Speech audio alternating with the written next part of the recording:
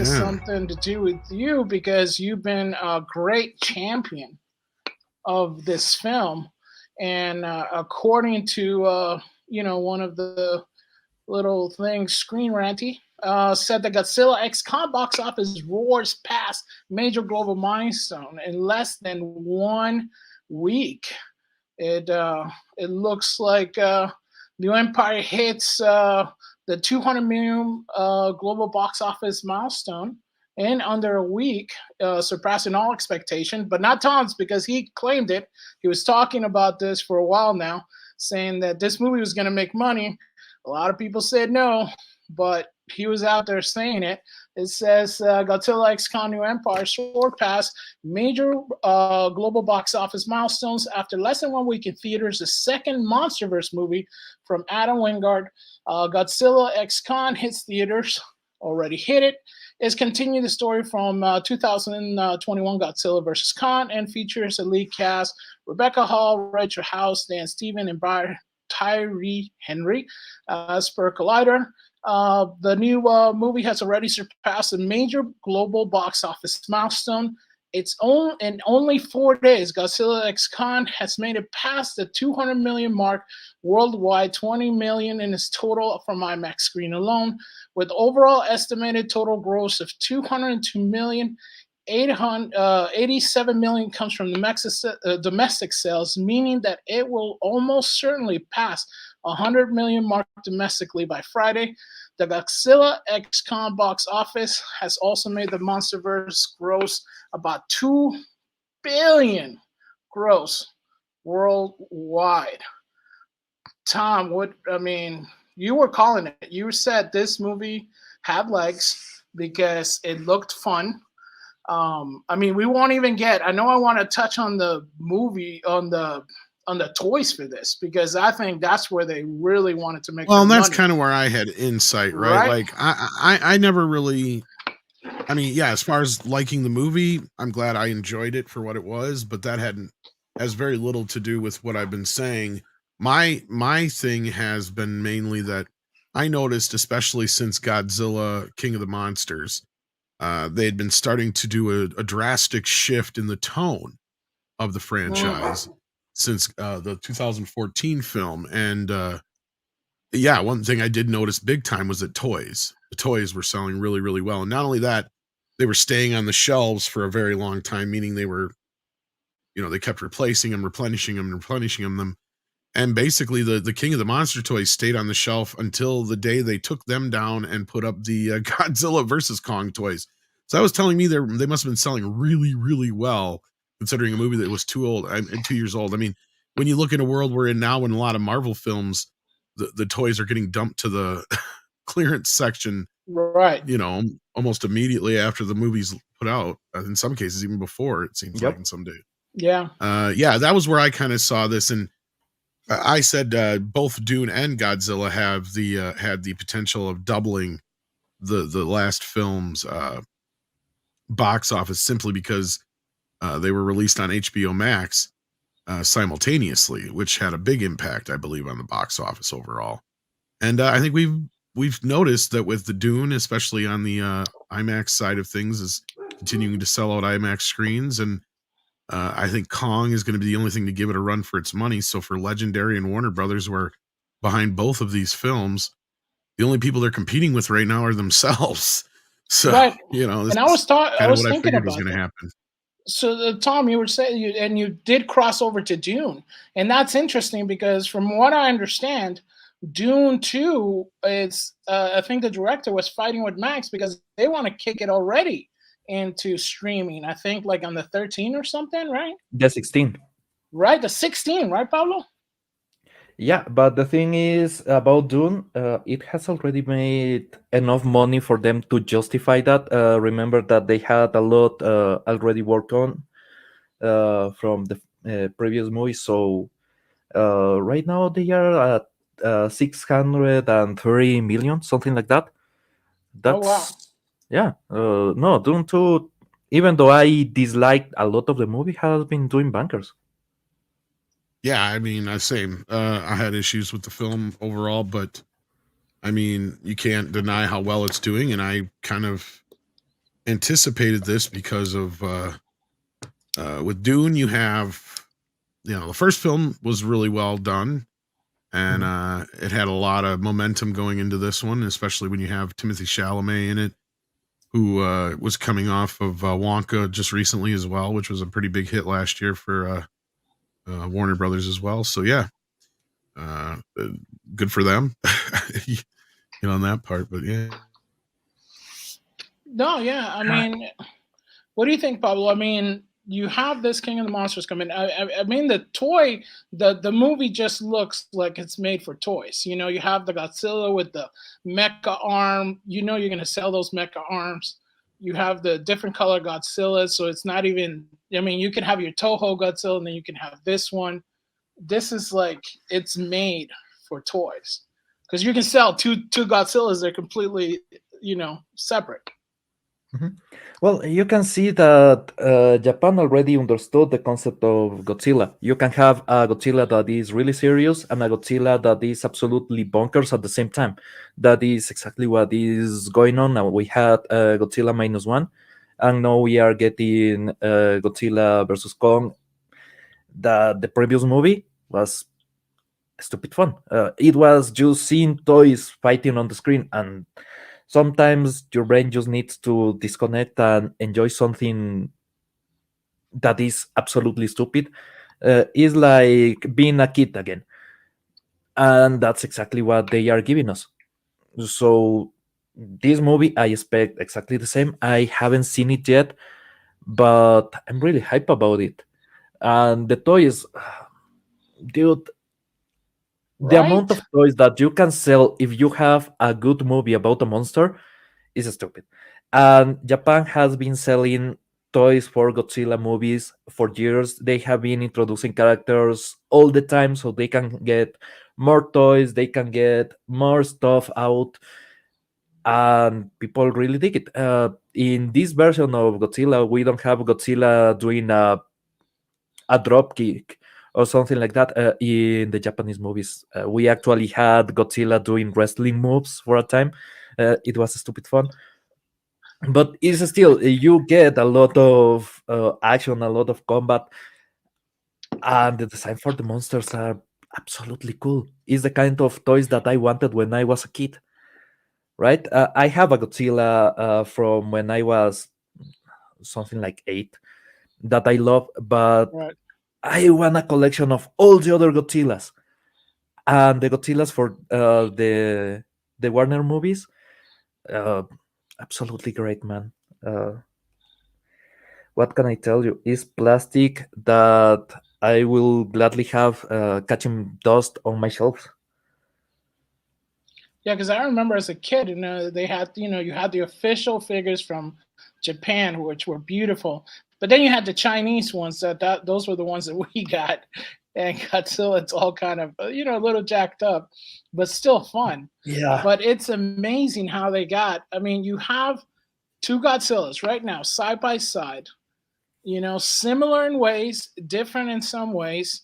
So you can sell two of these, and so it's Oh, amazing. It's they've funny, got tons of them. You got different right? sizes. You got, Yes. yeah. It's just they And did. Pablo, go ahead. there's a creature, I don't know what role will have on the movie, but it's like a blue lizard. I don't Oh, think it's from the Japanese movies, or at least I don't remember it from the Japanese movies. But the figure looks absolutely amazing. It's the kind of things that I want for my kid. It's If you're talking about Shim or whatever, the new dinosaur or new Titan or whatever, that's a one they created on their own. But yeah. oh, okay. So it's like the flying one from the Godzilla King of the Monsters, not Godzilla. The previous one, the first one. yeah, yeah. The first it was what was it? Godzilla 20 something or whatever. the first one in this, they call the MonsterVerse, I guess, because first you had the Godzilla one, then you had the Kong. 2014, yeah, 2014, and then you had Kong, then you had them together, and now they're reprising the role. But you also had the same year, because it was funny because I was like, it's funny because I told my wife, it's like, okay, I want to go see Godzilla. And it's like, well, didn't you just see Godzilla? And it's like, no, this is a different Godzilla. And it's like, how do you have two Godzillas in the same year? And I'm like, because. And that's when, all right, never mind. Don't explain it to me. It's going to be complicated. Man, you have lizards on the screen that are destroying something. Life is good. If we can have two of them, even better. Right. And that's the thing. Everybody was saying this is going to be too much of a good time, but people don't understand. Too much of a good time is not a bad thing. You need to think about the way that people consume things. If you can hit to that part of the brain that is still a child, that, trust me, you can have somebody at 90 years old and the brain will still trigger exactly the same. If you can give somebody something that is really fun, something that is really enjoyable, it will just click. It doesn't matter if you are overly serious or think movies like Créditos. Créditos is something that you can just enjoy. Godzilla is exactly the same. It's just a big dinosaur that blows up stuff. You have explosions, dinosaurs, and loud things. It's a perfect kids movie, right? Then you get Godzilla -1. That is an adult movie. It's a movie that is targeted for people that can understand the heavy themes about the disaster that Japan went through after the Second World War. So you can get both things at the same time. There's no reason why you shouldn't. There's no reason why you cannot have both Godzillas, right? Right. And kids, you show them that there's that movie on the screen. You have a pink lizard. Obviously, they want to see a pink lizard, man. A pink atomic lizard sounds like a dream. It's just fun, and that's kind of how I don't understand, because we could have had an X-Men or an Avengers that was kind of dark. You could have like West Coast Avengers being light. You can have the East Coast Avengers being serious. You can have like X-Men. You could have New Mutants, and you could have the exact same thing that you're witnessing on the screen right now, meaning a very indie style, lower budget, gritty movie. And then you have like all CGI monster fest together on the same year, and it just doesn't seem like studios are understanding that it could happen. Not only could happen, it could be extremely successful, because I mean Toho made it, I guess, what was it? It was 15 million, to make, around, even less, and it's already over 100 million worldwide on the Japanese Godzilla. And this new one, I think it's already surpassed that, right? Let me just check the numbers, but yeah, I think it did that in its opening weekend, and then right. But to be fair, you're talking two different levels as far as how they were released, and that's what a lot of us couldn't understand is how they didn't work something out to try and release -1 on a bigger level. But I don't think they realized the impact it was going to have. But I mean, yeah, we live in a world where both of these can exist. Both of them benefit Toho and Godzilla as a property.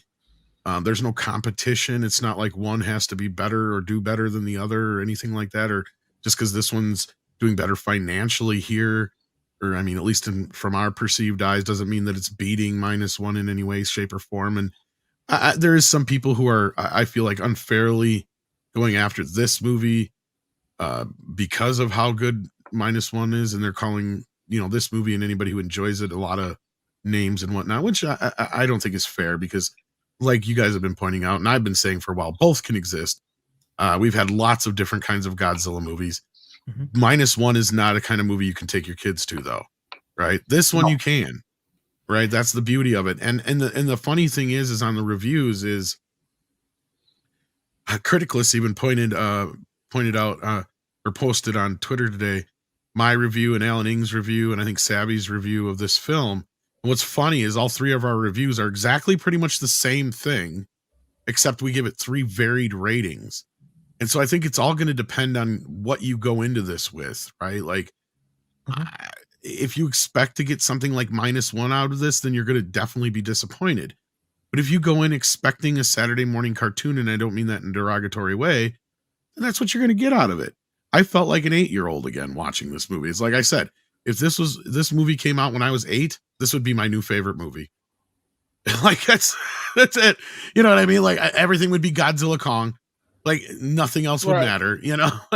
No, you're absolutely right. I'm just getting this flashback.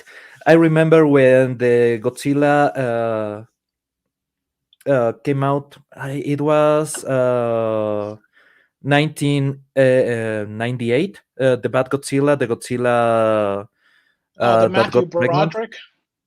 Yeah, and the movie sucked. I will admit, even though I like it when I was a kid, because I was a kid, the movie was terrible.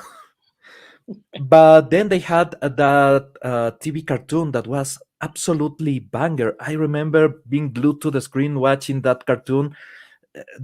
It was just team ups of monsters fighting other monsters, and I loved that. I loved every second of that. So if we can get that on a big screen, I'm absolutely in. And just think about this. That separation between having different tiers of the same thing is something that Japan has been doing really well with the Toho movies, but also something that Marvel did well while Marvel was separated in different things. When we had the Fox movies, and with the Fox movies, we got some things like Deadpool.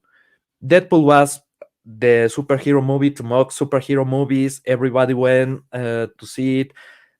It was really enjoyable. But then you had the movies that you could take your kids to. So you had the Marvel movies of that time that were actually really good. Is still the time where Disney is pushing a lot of good Marvel movies. You could have both of them, and you could enjoy both of them at the same time. It was not tiresome. No, you go to see any Marvel movie, you left the theater absolutely tired, absolutely. How do I say? Drain. Exactly, drain, because it takes away from you. It's so bad that it takes away from you. But at the time you had, let's admit it, Deadpool is good because it's a mediocre movie that is really fun. It's not a good movie by any stretch of the imagination. Graphically is really deficient. The plot is nonsensical, but it's Deadpool. Is an R-rated movie about superheroes that kill each other, and that's absolutely fine. You had both of them, and both of them were tracking really good. Then they tried to make the more mature Marvel movies. Well, you cannot take your kids to some of them, and some of the new. I don't want to take my kid to a movie that sucks. Right. So still not for kids, not for anybody right now. For anybody. Yeah. Only for producers. Pero si las personas que nos están escuchando en español, lo que estamos hablando de ahora es que tenemos 2 Godzillas que salieron este año. Uno es la de Toho y la otra es el rey de los monstruo universo, que se dice de la Godzilla X-Con. Y lo que estamos diciendo es que estas 2 películas pueden existir en el mismo tiempo, siendo diferentes una de la de otra, pero los dos juntas es como una diversión, porque una es un poco más para adultos, otro es más para niños, pero las dos tienen algo que todo el mundo puede conectar, algo con el uno, puede ver que es más artístico, más adulto, y la otra para el niño que tenemos todos adentro y para nuestros niños de la familia, ¿o no, Pablo? Sí, Es lo que estaba diciendo en inglés, solamente piensa en esto. Tienes dos películas perfectamente aptas para el público que quieras. Las dos tienen el mismo personaje principal, pero realmente no importa porque las sensaciones son diferentes y además el alcance es diferente. Godzilla Minus One es una película seria, es una película que te deja pensando, es básicamente una nueva versión de Shin Godzilla, un nuevo inicio para Godzilla que trata de mostrarte los horrores de lo que pasó en Japón. Mientras tanto, si es que no estás de humor para ver una tragedia sobre un hecho bastante real convertido en un monstruo, puedes ir simplemente a disfrutar un montón de juguetes dándose de golpes y ya, es divertido. Es tan divertido que empezó por... ¿Cuánto fue el budget de producción? 135 millones y ya va 200 millones, descontando impuestos y demás. Más o menos va unos 100 millones generados para la compañía. Si continúa así la atracción, va a recuperar todo lo que hizo en media semana más y el resto va a ser ganancia. Sí. Ya. Y Sí. además piensa en la venta de juguetes, piensa en la venta de Blu-rays. Esto va a tener una buena salida en el mercado físico, va a tener una excelente salida en streaming. Sí. Va, Sí. va a traer, especialmente si es que siguen con estas ideas de poner ads en los servicios de streaming. Esta es la clase de películas que vas a ver ads tranquilamente. No, no importa, es divertida. Entonces, matemáticamente, la película tiene sentido. Sí. Y si es que lo piensas desde el punto de vista de cómo funciona el mercado, es absolutamente perfecta la idea. Tienes algo bueno para los adultos, algo bueno para los niños. Resulta que ambos tienen un lagarto gigante. Ok, Y es un funciona. lagarto es un lagarto y un mono dándose de trancazos contra, en la anterior película fue un robot. ¿Qué más quieres en la vida? ¿Qué más quieres en la vida? Puedes después de verlas las dos, puedes morir feliz. Pero queremos dar las gracias a Jesús Dávila que nos da 1.99, nos da un dedo para arriba, thumbs up, el dedo bueno para arriba, no el dedo malo. Así que no pienses eso, Pablo. Gracias al Señor Jesús. Gracias, Señor Jesús. Pero as we were talking about this, Tom, we're basically saying that this transaction that happened worked, and I guess part of me is sad that Marvel can't seem to, or DC can't seem to understand that you can make this movie. You can make a maybe a dark Batman movie, and for adults, and then you can make a fun Superman movie, or or a fun Captain America movie, and then like a dark New Mutants that actually work if they get the right people involved, people that love what they're doing. Somebody's gonna make it fun. Right, Pablo? Man, I'm tired of the overly dark take on Batman, and it's something that I have been talking about for the comics for a long time. That if you go back before the 90s with Batman, there was fun to be had on Batman. And people understood the silliness of the character, the silliness of the concept. Is something that was absolutely exploited on the 60s TV series that was absolutely great. They understood Batman, they understood that is a guy dressed as a bat that is fighting clowns. It needs to be silly. The only person that I still Right. give credit that understood the core concept of the world is goddamn, I always forget the name. The guy that made the skeleton movie. Burton. Tim Burton. Yeah, I always forget his name. Sorry. Guy understood a bit of Batman. He didn't understand Batman doesn't kill. We already were on time where Batman doesn't really kill. He didn't understood a bunch of how the dynamics of Bruce Wayne work, but he still had fun. The Nolan movies were a good refresher after all the shit with Batman Forever and everything. We needed something a bit more uh, coherent, but the dark vibe kind of stuck. And now you had the Batman that I absolutely hate. You had even in the cartoons they are trying to make Batman this emo kid, and yeah, it was not But that. but I guess what I'm saying is I just use the Batman reference in the sense that Mhm. when you see these two together on screen right now, what I'm saying like you have like a good chance to do something like a noir, very artsy. Not I mean, dark is the wrong word. So what I'm saying is very noir, very art driven, low budget, high quality, and then you can make something also, you know, fun. That's Godzilla and Kong punching each other in front of the you know the big Gaza pyramids. You're going what? It needs to happen in a sense that you can have these two worlds collide, and I think the big comic studios do not understand what just happened. They don't comprehend it. They don't understand the basics of the market itself.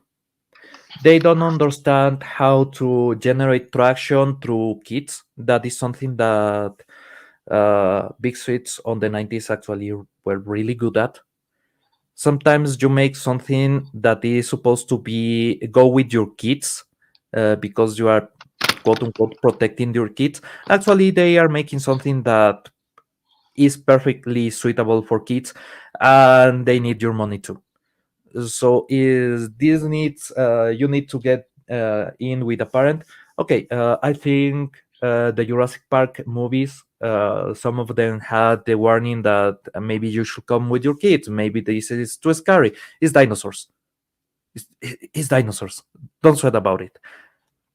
My aunt had to take me to Jurassic Park 2, the Lost World, Yeah. because yeah, there was that advice that you shouldn't take your kids, leave your kids alone on that movie because maybe it's too scary. Kids were absolutely enjoying that movie. I was enjoying that movie. My aunt was enjoying that movie. Everybody left with a smile. It's not the best Jurassic Park movie. No, it's actually really bad. But these dinosaurs on the screen.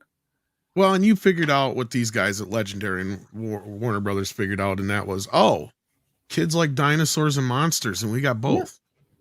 Yeah. And the first movie hides the dinosaur. We're stupid,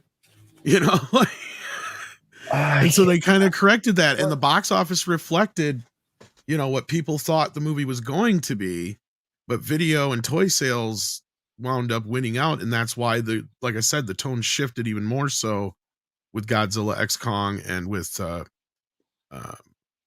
new one, and you also got to remember Kong came out in between there and did better than Godzilla did. And a big part of that was because they did not hide Kong. He was forced for front and center through the whole movie. So yeah. No, it makes sense. And he's even the star in this film if you really want to boil it down and get into it. But yeah. Well, spoilers.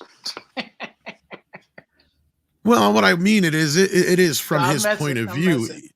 Even from the perspective of, and this is what I think is funny about some people who are griping still about the humans. I'm like, we have to have the humans in here enough just to kind of tell us what's going on at this point. Like they really don't do anything else. There's no other role they have. Yeah. So they've eliminated the humans down to next to nothing, to where when I say this is from Kong's perspective, I'm not kidding. Like a lot of the movie is. So, there's even a 20-minute stretch where there's no dialogue. It's just all Kong and his world and dealing with stuff without getting into spoilers. So yeah. Well, that's amazing because movies. Oh, go ahead. Okay.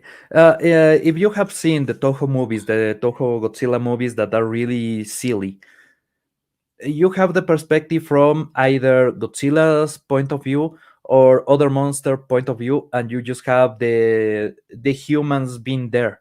You have the government telling everybody to evacuate, and we are going to use this bomb, or we are using this laser, and we are trying to defeat both of the monsters. And then you just follow the monster that is going to kick somebody's ass, and that's it. Is just explanation. You need a bit of exposition in the middle of the movie so you know what the hell is going on. That let's say Motra just broke free from this prison because of this shit or this other shit. Okay, that's it. I don't need to know anymore. I will have a fight. Yeah, it's like the humans are there for expositions because we can't get into the mind of Godzilla going, oh, by the way, it's been 1,000 years since the monsters came. Well, that had happened on the Toho movies. Again, they are really silly. I mean, they don't go quite as crazy as some of the, and that's where and that's why I've loved some of the other things that have gone against this movie. And I'm not trying to pick on people, but I've had some people even in our review posts like, this movie, the CGI was so fake. I don't know what you guys are talking about. It's like, yeah, because they looked so much more real when it was a guy in a suit stomping on toys. Like, what are you talking about? Like, I get it. I loved the quaintness of that, but to sit there and go like the effects of this suck in comparison to what? Right? Like, that's what I'm saying. Like, okay, in comparison to like more modern Marvel films and stuff like that, this movie is so much better than those as far as like you can tell they knew what they were doing and they didn't redo the special effects 20 times over. So Are they like mind-blowing? Like, no. But are they good enough for what this is? Yes. Right? They're not. I'm not going to sit here and gripe about the CGI or the effects. This is a living cartoon, folks, at this point. Like, I mean, we got to the point where, like you just said, we're one step away from literally just having them have their own voice. Right. Yeah. Or even doing like a Homeward Bound type thing where you hear their thoughts. I mean, we're getting that close at this point. I mean, I wouldn't be surprised if in the next one we don't have, and I even joked like Arnold Schwarzenegger doing the voice of Kong and Sly doing the voice of Godzilla or something like that. You know what I mean? We've gotten that goofy here with this stuff, but it's just not stepped over that goofy line yet. But they should take that idea. They actually should take that idea. I will love to see that. They totally should. But I guess this comes to... I don't want to fight with you. I want to fight you. But we got to fight together to beat the bad ape. Well, which one's Danny DeVito going to be? Guys, quit the fighting.